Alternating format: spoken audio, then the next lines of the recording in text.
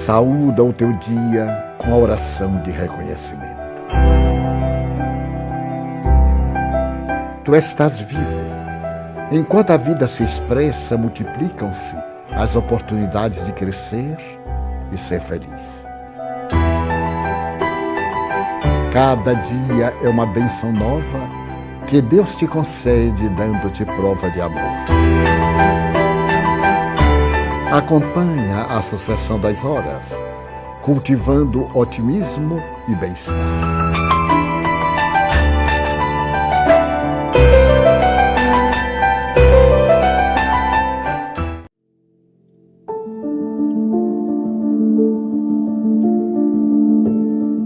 Sinal evidente de desequilíbrio emocional é a irritação. A paciência, por sua vez, reflete a tranquilidade íntima que se assenta na irrestrita confiança nos desígnios de Deus. O conhecimento da verdade propicia calma, pois quem seja o homem sabe do que lhe está destinado e como lográ-lo. Respeita o tempo, aplicando com correção e trabalhando sistemática e continuamente para alcançar as metas a que se propõe. Em todas as circunstâncias comporta-se com equidade, pois sabe que as ocorrências da vida obedecem a leis de causalidade, assim submetendo-se-lhes, sem deixar-se desarmonizar por fatores fortuitos negativos. Desencadeada a ação, advirão os resultados conforme o tipo de movimento desenvolvido. Irritar-se, impacientar-se, somente agrava o quadro dos acontecimentos que não podem ser alterados. Desse modo, harmoniza-te com a vida, adquirindo o tesouro valioso da paciência.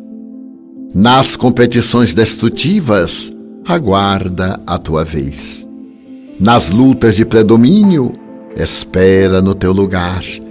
Nos choques da ambição, permanece em paz. Usa a paciência como instrumento de luta, não te desequilibrando quando os múltiplos convites ao desespero estiverem assodando as tuas resistências. Cada experiência te brindará maior capacidade para outros cometimentos, forjando os metais dos teus sentimentos para vitórias mais amplas.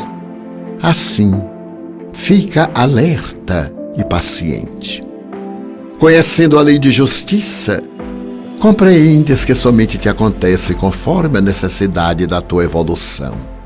Não te aflijas, nem te apresses.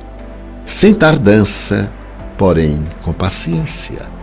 Atua sempre, aguardando o correto resultado das tuas realizações. Com paciência conquistarás tudo, após te haveres conquistado a ti mesmo para o bem e para a paz.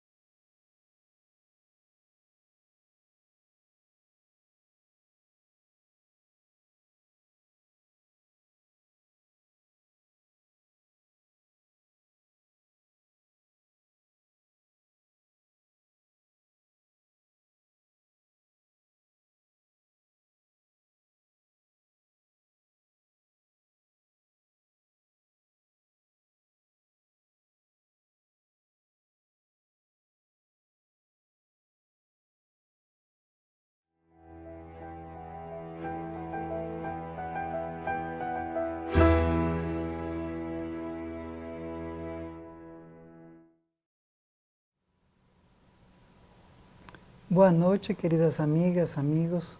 Vamos elevar nossos pensamentos Antes de começar a palestra, fechemos nossos olhos. Bondoso Pai Celestial, somos gratos cada dia porque sentimos Sua presença dentro de todos nós. Solicitamos hoje esclarecimento para nossos sentimentos, para nossos pensamentos, proteção para a nossa vida, para a nossa saúde. Solicitamos que fluidos bondosos ajudem a todos nós a fortalecer-nos, a ter mais coragem, melhores ideias para enfrentar estes momentos. Te damos graças, que assim seja. Queridas irmãs, queridos irmãos espíritas, caras amigas, caros amigos que nos acompanham através dos diversos veículos que nos facultam estar com vocês. Votos de muita paz. No domingo, demos início à Semana Santa, o denominado Domingo de Ramos, aquele que evoca a chegada de Jesus em Jerusalém e é saudado com os ramos de oliveiras, tamareiras, e as pessoas em júbilo jogavam seus péplos, as suas vestes e tapetes, para o jumento passar, conduzindo a figura incorruptível do homem de Nazaré. É uma semana de reflexões especiais, porque é evocativa da Páscoa, da grande passagem, muito celebrada pelos judeus. E para termos uma ideia da grandeza deste homem e do poder sublime das suas palavras, recordamo-nos de uma das figuras das mais importantes desses dias da paixão. Segundo as tradições, as mensagens mediúnicas de absoluta confiança e aquelas históricas da tradição ancestral, ela morava em Magdala, ao tempo de Jesus. Magdala era uma cidade próspera, poderia dizer que era uma pérola, às margens do mar da Galileia. A cidade era mais ou menos grega. As suas ruas eram relativamente pavimentadas, com grandes colunatas jônias, dórias, coríntias e as mansões, as grandes mansões. Numa dessas mansões, que era de propriedade do representante de César, Próculo, dormia uma mulher. Era o anoitecer, e a casa parecia dominada por sombras. Alguém chega bem mais tarde. Na intimidade da casa, as lamparinas estão apagadas. Os escravos caminham suavemente, porque a proprietária é uma atormentada. Assevera o povo da cidade que era dominada por 7 personagens demoníacas. E por isso mesmo, quando entrava nesse surto de inquietação e sofrimento, as servas e os servos, escravos e admiradores temiam-na, não recebia a ninguém. Primeiro, por um estigma, era vendedora de ilusões. Curiosamente, pelas primeiras horas da alva, um mendigo bate-lhe à porta do imenso jardim, com as coníferas e as rosas de Sharon, dando gargalhadas de perfumes. O homem bate com um tosco cajado. O servidor abre o postigo e diz em silêncio: é madrugada. E quem és tu, mendigo miserável das ruas? Que fazes? Quero falar com a senhora. O escravo sorri zombeteiro. Ela hoje recusou um representante das grandes legiões. Ela recusou o sacerdote do templo. E tu te atreves a dizer que vem falar com a senhora? Sim. Por mais incrível que seja, eu tenho um encontro marcado com a senhora. Ela pediu-me. para que viesse trazer-lhe uma notícia. O homem que atende os clientes gargalha. E o mendigo serenamente diz: desejo entrar. Ou produzirei um ruído de tal forma que a chibata tombará nos teus ombros, lenhando-os e ferindo-os. Era uma conversa inusitada. Mas o servidor percebeu no semblante daquele homem algo de especial. Era, aparentemente, pelos seus trajes, um mendigo. Havia nele, porém, uma aura de paz, uma serenidade peculiar, e permitiu que ele entrasse no átrio. E ali no jardim disse: tens que esperar o amanhecer. É o mínimo que posso fazer-te. Mas eu tenho que falar com a senhora agora. Mas ela não recebe. Mas eu tenho que falar com a senhora agora. Uma das servas que atendem a dama aproxima-se e diz: a senhora está doente. Ela está muito doente. Não te vai receber. Por favor, olhe como está, porque é urgente. É uma questão de vida ou de morte. Eu tenho que falar com a senhora. E a serva, impressionada, adentra-se pela casa sem dar-se conta que o estranho lhe seguiu em poço. E na ampla alcova, debilmente iluminada por uma chama de um braseiro que derrama perfumes estranhos no ambiente sufocante. No teto, uma claraboia que deixa observar algumas estrelas. E caída sobre o triclínio, uma cama romana, que parece um divã, estava a senhora. Alvinitente, a sua indumentária escura abria-se e se podia ver a perna muito branca exposta. Ela estava ofegante. Naquele momento, a escrava quis recuar, mas se deparou com um homem que se aproximou sem pedir licença, ajoelhou-se diante da mulher marmórea e gritou: senhora, senhora, senhora, eu venho cumprir a minha promessa. A mulher parece em transe e encontra-se estática. Senhora, sacode-a.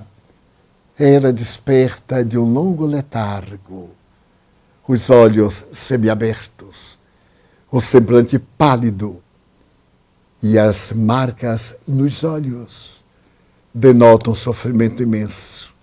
Senhora, lembrai-vos de mim. Ela não responde nada. Eu vos vi passar na liteira, tendo ao vosso lado o grande representante de César. E eu estendi a mão pedindo, suplicando uma ajuda, uma miséria. E vós abriste a cortina e perguntaste: que quer? Eu vos mostrei o peito aberto em rosas pútridas de lepra. E disse: estou procurando o Messias. Eu ouvi falar que ele está perto em Magdala. E eu necessito de uma ajuda para chegar até lá. Vós deste uma gargalhada zombeteira e me atiraste um sestércio, a moeda cara. Vai, disseste até com ironia: tu acreditas em Messias? Se ele te curar, retribuis a mim. Por favor, a tua cura, porque também eu tenho uma doença muito terrível, para que ele me cure. Senhora, vede, senhora. E num gesto audacioso, rasgou no peito a camisa e apresentou-lhe este perfeitamente recomposto. A mulher, que despertava lentamente, olhou, e com uma voz doliente, se diria, no dialeto local, ela disse: mas isso também os profetas fazem, os curadores de rua. Não, senhora, ele é diferente. Posso afirmar-vos que ele é o enviado de Deus. Então, senhora, vós dissestes que também era uma doente. Ele está aqui perto, muito perto, senhora. Em Cafarnaum, a alguns quilômetros daqui de Magdala. Eu vim anunciar-vos, porque ele nunca dorme umas 2 noites numa mesma casa. E logo mais com o dia, ele irá adiante. Aproveitai, este é o momento, Senhora, vinde. Ele estava ainda sob a ação mortífera das perturbações emocionais e psíquicas. Ele disse, aproveitai, Senhora. E tocou-lhe o braço, que ela repeliu. O homem, afinal, era um mendigo. E ele puxou, então, o cordel, que chamava o escravo. E ela, com a voz cansada, prepara a barca, vamos a Cafarnaum. E daí a pouco, enquanto o dia surgia em névoa, um barco estranho singrava as águas, conduzindo uma mulher pública, um barqueiro e um mendigo. Menos de 1 hora após, a barca cravava numa praia próxima, entre tamarindeiros e violetas miúdas cravadas no chão. O mendigo saltou e disse, ali está a casa. Tratava-se de uma casa quadrangular de magma, o velho magma dos vulcões extintos, que deram lugar à cidadezinha de Cafarnaum. A porta do fundo estava entreaberta. Ide, Senhora, Jesus vos está esperando.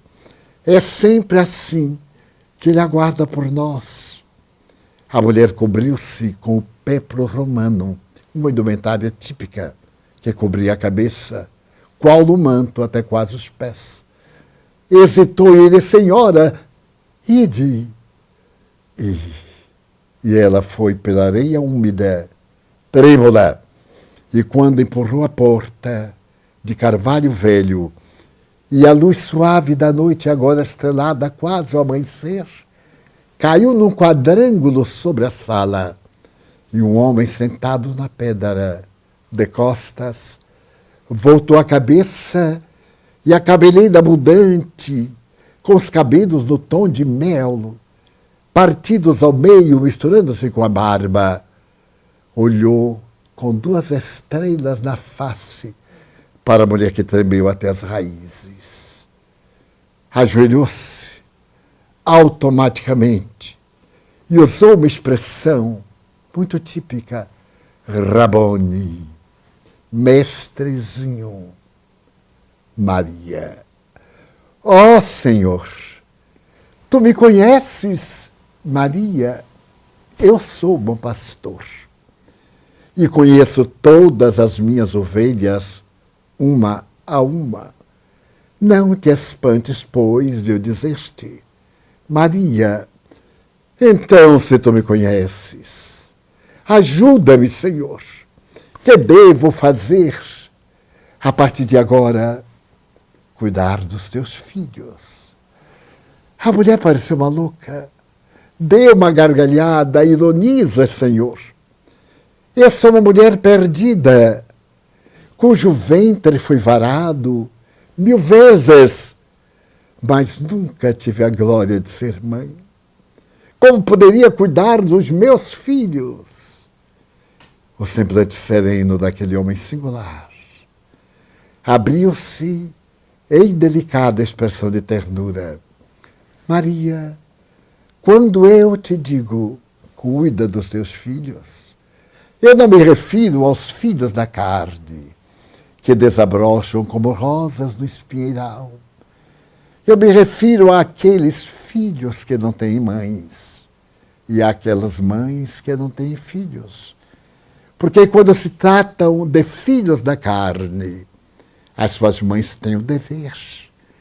Mas quando da carne não são, somente o amor pode cuidá-los. Senhor, eu desejaria seguir-vos. Não por enquanto, Maria. Por enquanto, cuida dos teus filhos. E um dia, que não está longe nem perto, eu te pedirei para que me sigas. Ou melhor, eu virei ter contigo para dizer-te que já atravessaste a porta estreita. Agora vai, Maria, eu irei contigo. A mulher levantou-se, não lhe deu as costas. Saiu pé ante pé. Agora pisava na areia e podia vê-lo pela porta aberta, olhando-a como se fosse um raio de luz. Nunca mais ela esqueceria daquela visão inigualável. Entrou na barca. Foi assim. Aliás, bem diferente. Quando ela era uma menina, talvez com 5 anos, estava em Jerusalém e, passando numa das esquinas da grande cidade, ouviu um contador de histórias que usava daquelas varas longas dizer: um dia ele virá. Ele virá montado num jinete branco e abrirá as portas do paraíso. Será amada. Ela, como menina, não saberia dizer. Amou a esse estranho personagem. Mais tarde, deveria ter 10 anos, ainda estava em Jerusalém. E passando um dia pela multidão que estava diante de um homem estranho, de pé, os olhos inflamados na direção dos céus, ele apontou e disse: o homem que vai salvar a humanidade já está conosco. E ela, tão pulcra, sorriu e o amou. E mais tarde, quando ela foi ludibriada nos seus sonhos de mulher e atirada a um bordel, ela também ouviu uma voz íntima dizer: um dia eu o amarei, como nunca amarei a quem quer que seja. E agora estava ali em casa. O dia raiava e o olhar daquele homem estava preso na sua alma. Ela, de repente, tomou uma decisão. Próculo voltar a Roma, caída em desgraça política diante de César. E estava presente um outro representante a quem Próculo entregara para que dela cuidasse, para que lhe desse todo o conforto e a mantivesse na grandeza. Mas ela sentiu uma espécie de asco por esse novo homem e resolveu então libertar-se. Teve uma crise, chamou os escravos, deu-lhes liberdade. Pegou peças de tecidos caros e perfumes bons e distribuiu-os. Atirou pelas janelas objetos de arte e moedas. O povo aglomerou-se. A mulher enlouquecera. Mas ela tiveram cuidado de guardar um vasilhão em alabastro com um raro perfume de nardo. E o vestido com o qual se havia entregado àquele primeiro homem. Uma força misteriosa fê-la carregar os 2 tesouros e saiu. Todos a consideraram loucas. A partir desse dia, ao entardecer, quando às margens do lago a multidão se reunia, havia uma mulher de rara beleza, com o rosto recém-coberto e os olhos fixos na figura do estranho rabi. Passaram-se os meses, os anos, quase 2. E ela fiel, ora na praia, ora na Samaria, na Pérea, na Judeia, também na casa de Lázaro, hospedara-se uma noite. Bem, agora, tudo era diferente. Tudo. Porque ela já estava muito perto dele. Ele olhava muitas vezes e sorria. E ela dizia mentalmente: estou cuidando dos meus filhos, das minhas filhas. Mas ele parecia tão triste. Falou que ia fazer a sua última viagem a Jerusalém. a última viagem. Ela não entendeu o que ele quis dizer. Mas era Páscoa. Ele viera pelas montanhas do deserto da Judeia. E quando chegara à entrada da cidade, havia tido cuidado de pernoitar na casa de Lázaro, em Betânia, a 5, 7 quilômetros distante da Porta Formosa. E por fim, na alvorada do domingo, com a multidão, ele entrou, enquanto o povo gritava aleluias. Mas ela percebeu algo singular. O semblante dele era muito triste. Mas era assim que ele olhava a ovação humana.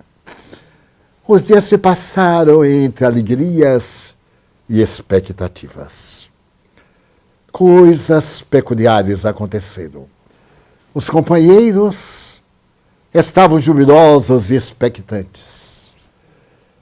Mas, na quinta-feira, parecia que a atmosfera pesava. E pesava de uma forma inesperada sobre Jerusalém e arredores.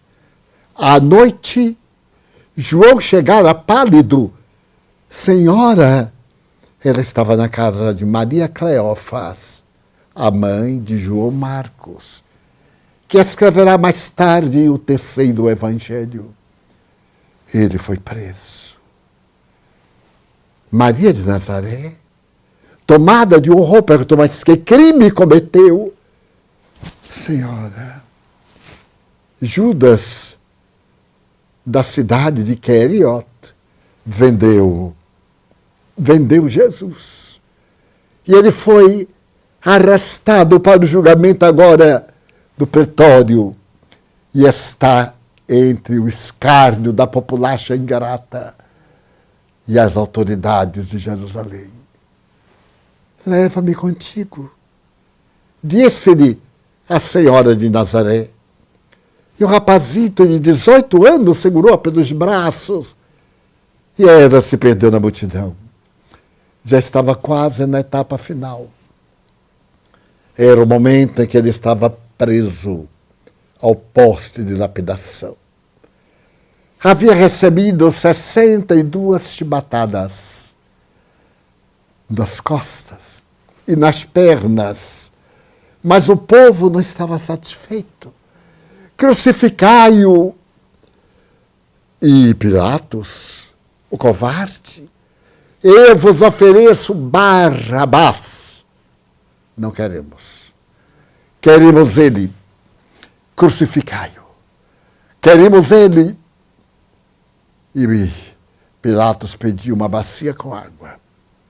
O escravo torcia com tecido de linho branco. Lavo as minhas mãos no destino deste homem, que caia sobre vós e vossos filhos. Enxugou as mãos, que o crucifiquem. E entrou. A sua mulher havia lhe dito, cuidado com este homem. Ele me perseguiu em sonhos a noite toda. Pilatos tremia. Era tarde demais. Vamos fazer a nossa pausa por um momento. Logo voltaremos. Estimados irmãos do planeta Terra, a Mansão do Caminho está lançando o Espiritismo Play.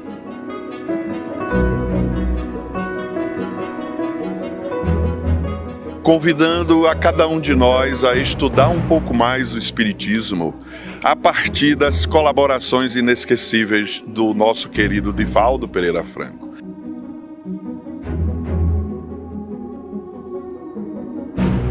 Todo esse trabalho magnífico, além de difundir o pensamento espírita, vai nos possibilitar colaborar com essa obra magistral que é a Mansão do Caminho.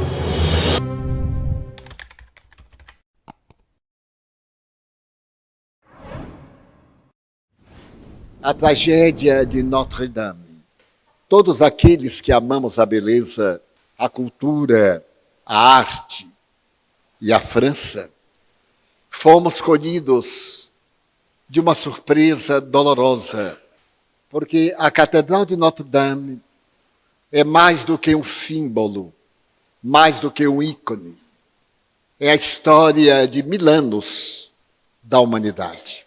E ao ver as labaredas devorarem a torre principal, deveremos recordar que ela começou a ser construída em 1160, mas somente por volta de 1580 atingiu os últimos retoques e era considerada a obra gótica mais complexa e mais bela do mundo.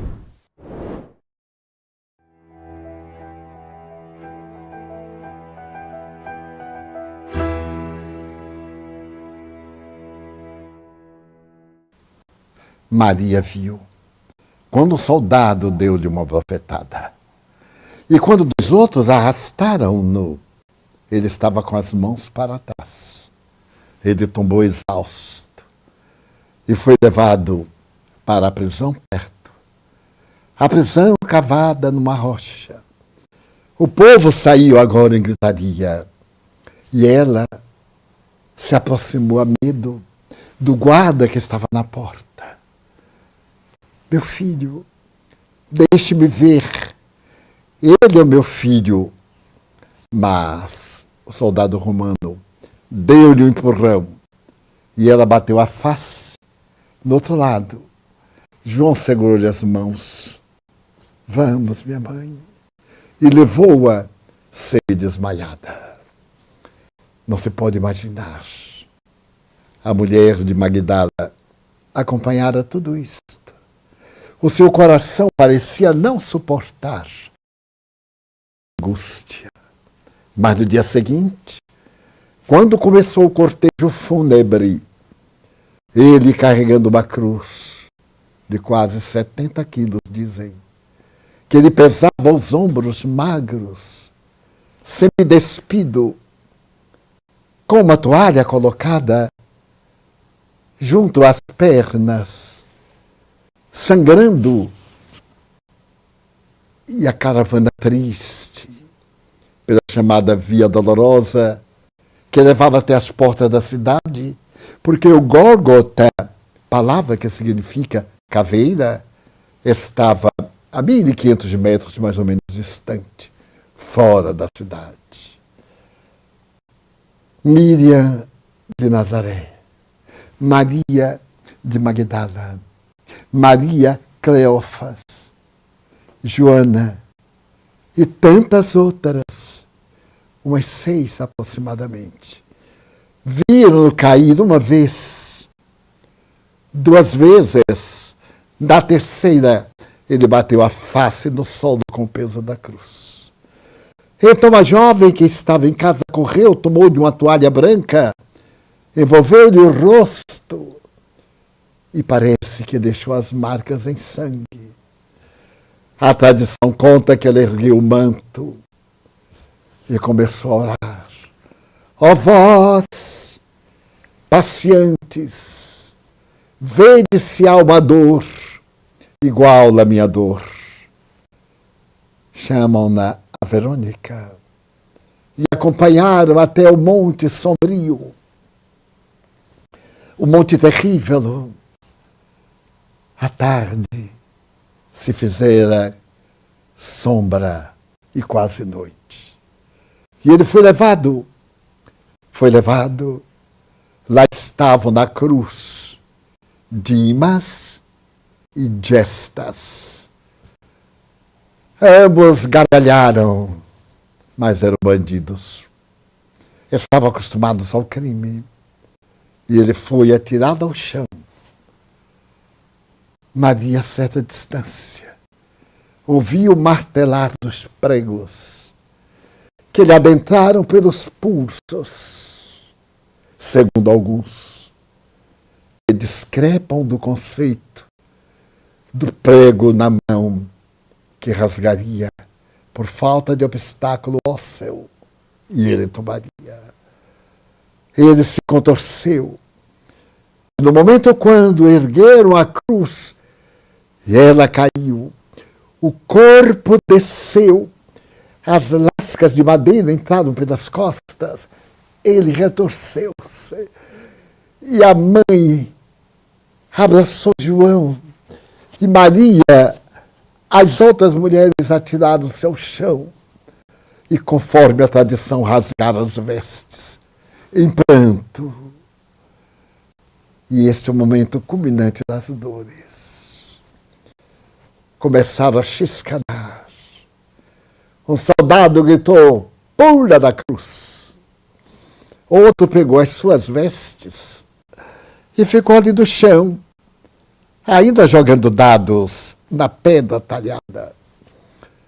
Gestas gargalhava no seu tormento. A noite se foi fazendo. Era quase a hora terceira. Nesse momento, ouviu-se longe o ronco do trovão. E naturalmente o relâmpago zigue-zagueou em um passo de Terpsichore, a deusa da dança, enquanto o trovão aplaudia. A terra tremeu. Ouviu-se um balbuciar de vozes. Aquele homem da direita olhou para ele e disse, Senhor, lembra-te de mim quando entrares no paraíso. Era Dimas. Em verdade te digo hoje que estarás comigo no paraíso. Não disse quando. Era uma confusão. Alguns já começavam a recolher-se porque as bátegas da chuva caíam. Teve-se a sensação da terra tremer. Mais tarde percebeu-se que o manto do templo em veludo escuro havia se rasgado de alto a baixo. Era um horror. O pânico tomava conta do templo, dos sacerdotes. E ali no Calvário as sombras bailavam no meio das sombras. A sua mãe agarrava-se a João e a outra Maria, a de Magdala, acarinhava-lhe a cabeça muda, sem poder anunciar uma palavra. Então, a mulher de Nazaré não suportou. Meu filho, que te fizeram os homens? Ele fez um esforço tremendo. Olhou para baixo e disse uma palavra tão perversa. Mulher, não foi minha mãe. Eis aí o teu filho. Olhou para João. Filho, eis aí tua mãe. Ele tornava aquela mulher amada mãe da humanidade. E os vínculos da vilegiatura carnal desapareciam nessa mulher, a quem ele tanto amava. Então, desesperadas, começaram a chorar alto. E ele gritou a célebre frase, Eli, Eli, lama sabachthani. Senhor, Senhor, por que me abandonaste? Mas antes ele havia dito, ó Pai, por que me abandonaste? É uma expressão do Velho Testamento, que se deve dizer invariavelmente em circunstâncias que tais, quando você está sós. Ele não sentiu o abandono de Deus, é claro. Para isso viera, mas cumpriu o ritual até a última palavra da tradição que identificaria o Messias. Baixou a cabeça. A tempestade rugiu, o povo se foi. Amigos de Pilatos, José de Arimateia, que era sacerdote, Nicodemos, pedindo o cadáver. José de Arimateia ofereceu a sua sepultura nova, cavada ali mesmo, no Monte da Caveira, e ofereceu-lhe aqueles metros de tecido branco para envolver o cadáver. E Nicodemos também mandou cuidar do seu corpo. Todos saíram. Não houve celebração, porque era um ato oficial. Jogaram na tumba com um lenço amarrado ao queixo, para que a boca não ficasse entreaberta.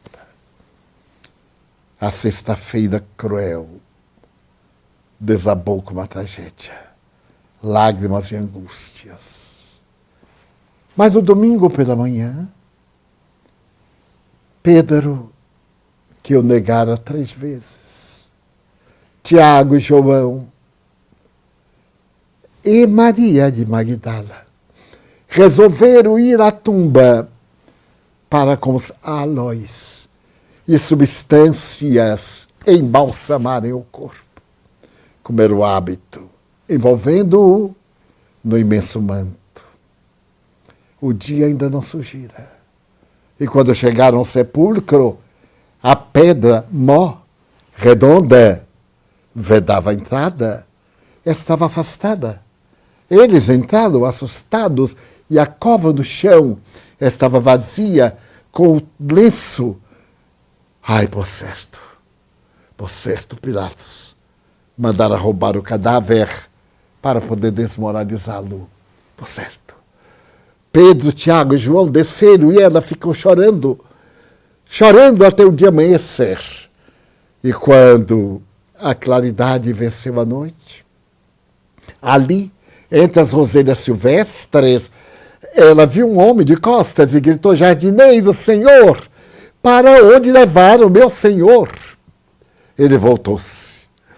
E ela gritou: Rabone, mais uma vez. Maria. As mesmas palavras da primeira vez. Ela correu para abraçá-lo. Não me toques. Ainda não estive com meu pai.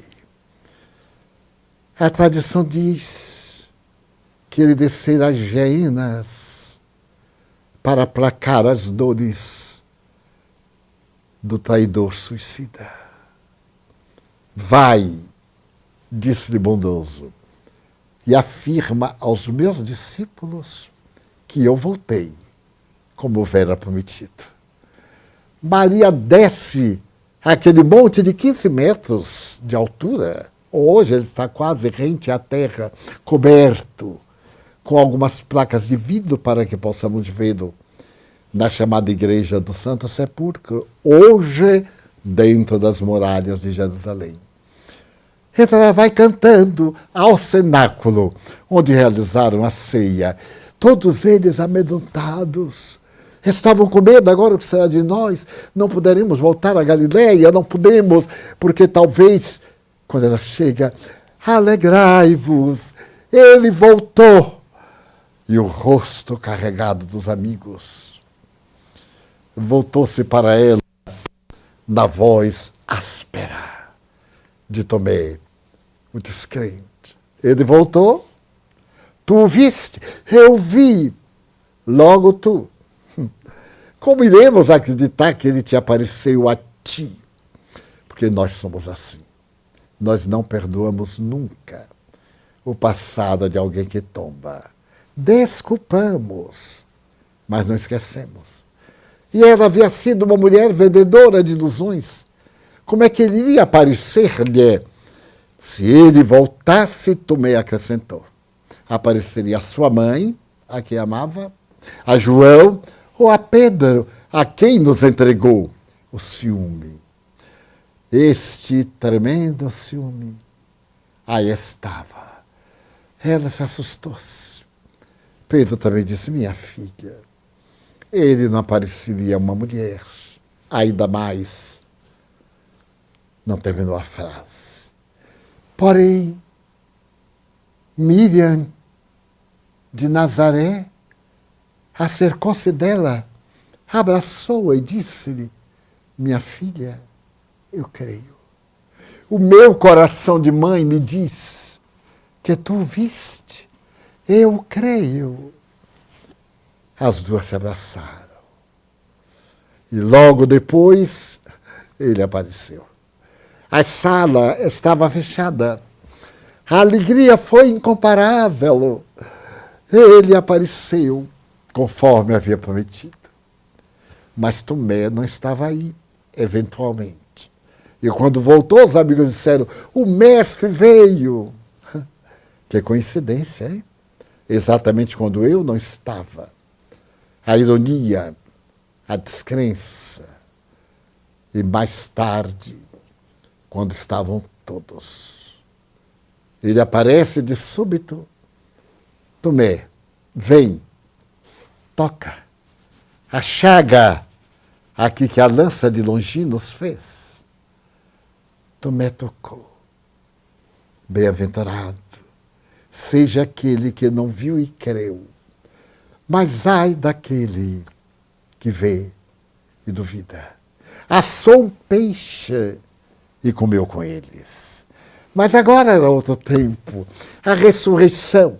Ele apareceu a 2 caminhantes que haviam saído de Jerusalém para Emaús. Foi com eles andando até chegar à cidade. E quando chegaram à cidade os 3, os estranhos, Cleófas e seu amigo, viram dizer, agora eu irei adiante. E Cleófas disse, era um estranho, pois, por favor, entre conosco na hospedaria, vamos comer juntos. E no momento em que sentaram à mesa, ele pegou o pão, ali estava a chagas. Os 2 despertaram. Era Jesus, saíram a correr de volta a Jerusalém para dar as boas notícias. E mais tarde, na Galileia, quando eles cantavam ao mar, quando eles se reuniram naquele monte, onde ele cantou as bem-aventuranças, e João, emocionado, falava, ele apareceu. Ele apareceu diante de quase 500 testemunhas.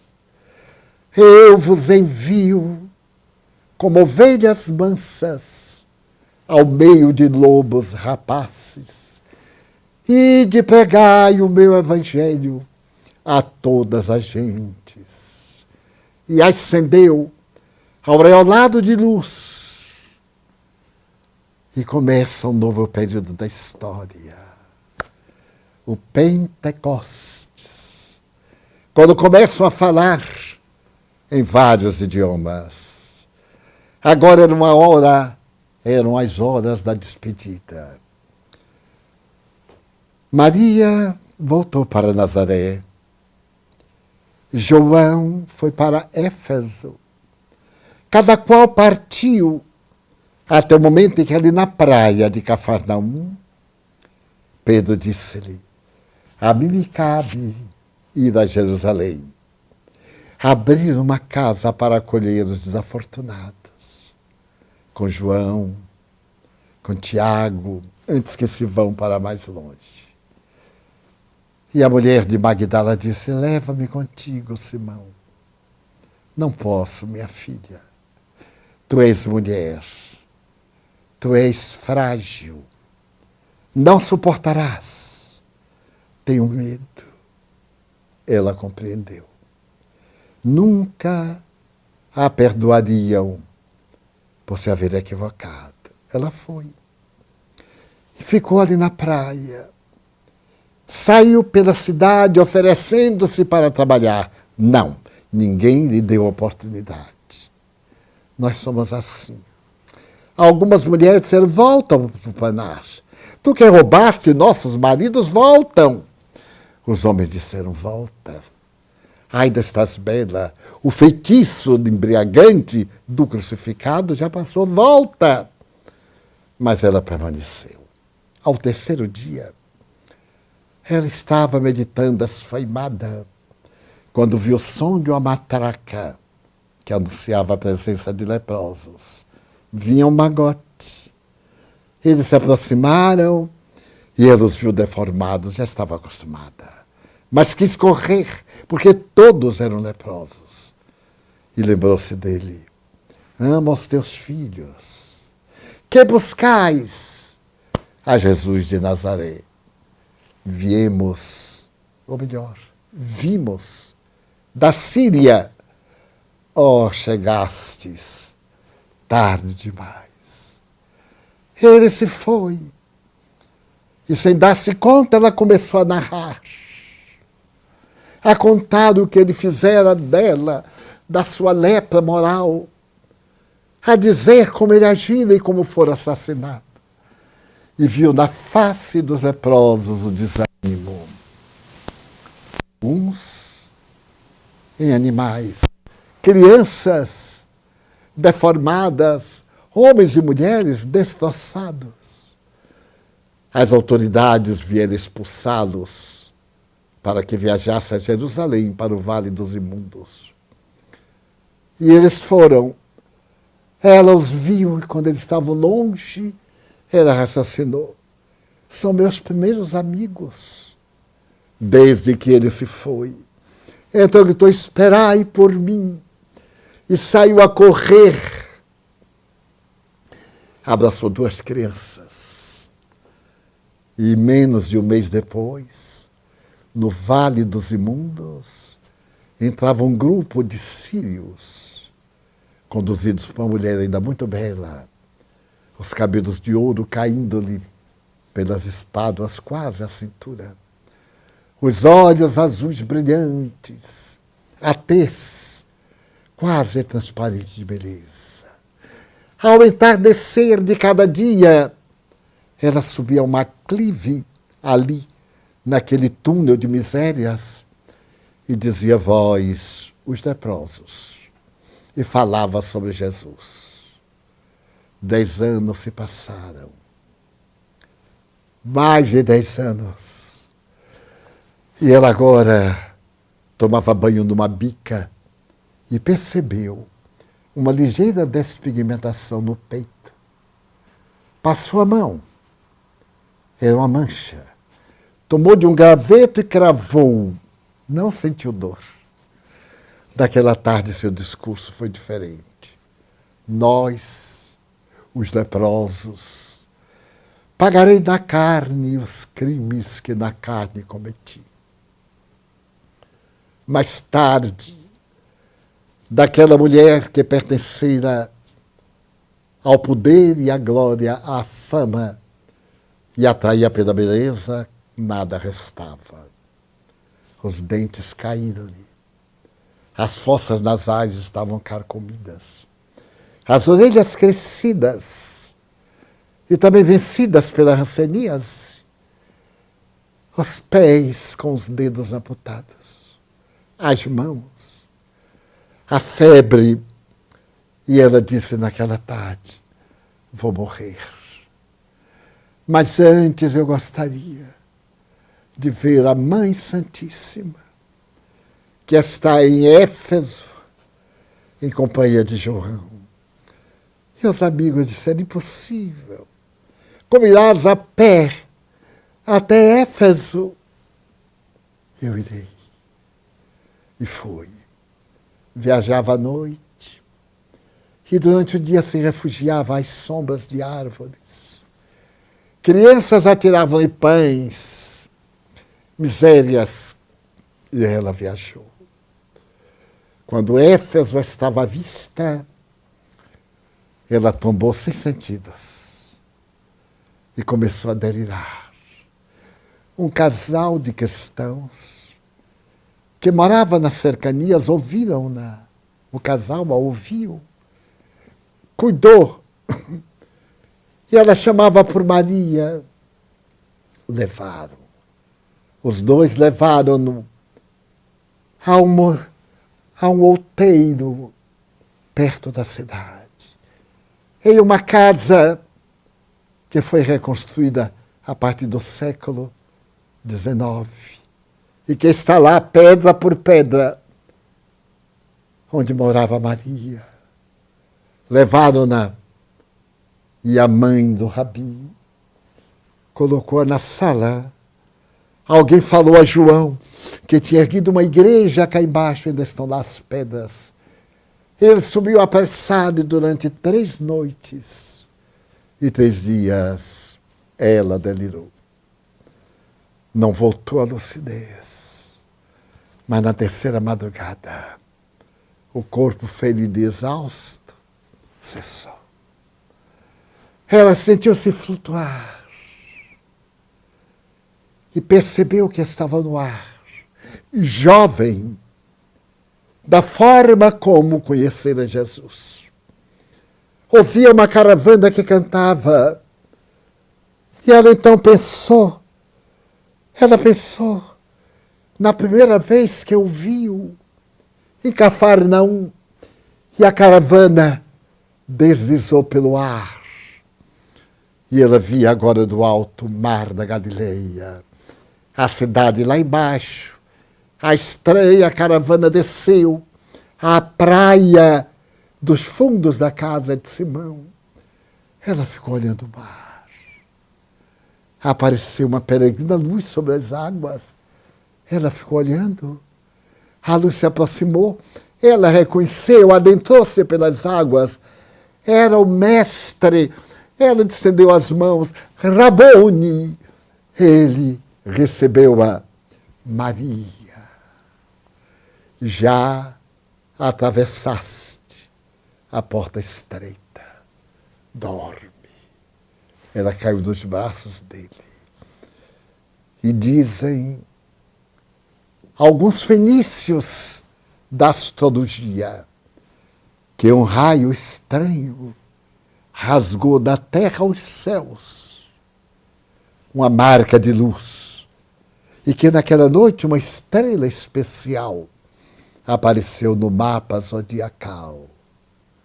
Era Maria de Magdala, tornando-se uma estrela na constelação do infinito. E por que eu a trouxe de volta? Porque de alguma forma nós somos um pouco de Maria de Magdala. Neste momento de dores, de luxúria, de loucura, de peste e de vil política, nós estamos com as chagas suplicando a Jesus misericórdia. Rabone. E ele diz, cuida dos teus filhos.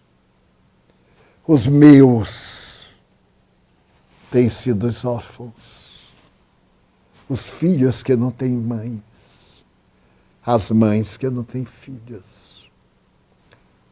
Os seus talvez sejam as suas dores, as suas ansiedades. Os nossos é a humanidade. Nunca como hoje temos necessidade de Jesus. Enxuguemos nosso pranto. Silenciemos nossas paixões políticas, religiosas, sociológicas, raciais. Por favor, esqueçamos as diferenças, apiedemo-nos das minorias, e abracemos a humanidade, nossa irmã. Não é hora de capricho, nem de egotismo. É hora de união, de compaixão. É hora de paz. Que nos demos as mãos e numa prece profunda e sentida, digamos, Senhor, aqui está o teu rebanho, suplicando bênçãos. Não te pedimos que nos afastes a dor, mas que nos ajudes a sublimá-la. Não te suplicamos que nos retires os testemunhos, mas que nos dês forças para poder vencê-los. Não te pedimos pelos que choram, mas que ampares os que fazem chorar. Não te suplicamos pelos que estão vencidos pelos governos arbitrários, pelas famílias impiedosas e pelos corações cruéis.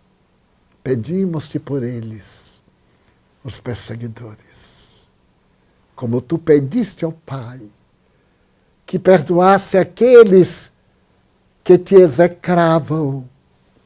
Nós te pedimos que tenhas misericórdia dos que ainda te ultrajam, dos que zombam de ti, dos que gargalham, porque eles têm hanseníase e ainda não sabem.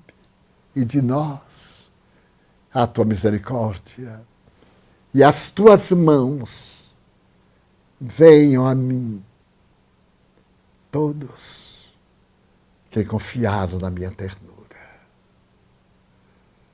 Muito obrigado aos que nos acompanharam até aqui. Até a próxima quinta-feira, conversando sobre o Espiritismo.